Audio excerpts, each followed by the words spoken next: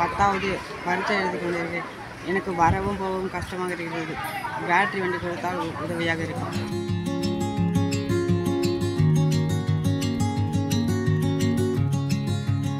ரிஷிவந்தியம் அருகே சமூக வலைதளங்களில் கோரிக்கை வைத்த மாற்றுத்திறனாளி மாணவனுக்கு பேட்டரியால் இயங்கக்கூடிய நகர்வு நாற்காலியினை வழங்கிய சட்டமன்ற உறுப்பினர்.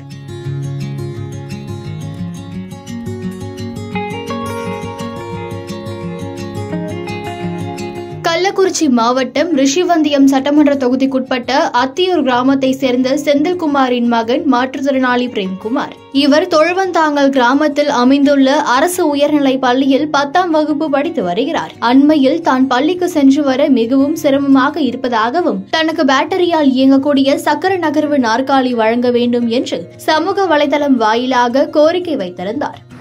ஐயா கார்த்திகேயன், நான் தொழுவந்தாங்கல் அரியலூர் ஸ்கூலில் 10வது பரீட்சை எழுதி கொண்டிருக்கிறேன். எனக்கு வரவும் போகவும் கஷ்டமாக இருக்கிறது. பேட்டரி வண்டி கொடுத்தால் உதவியாக இருக்கும்.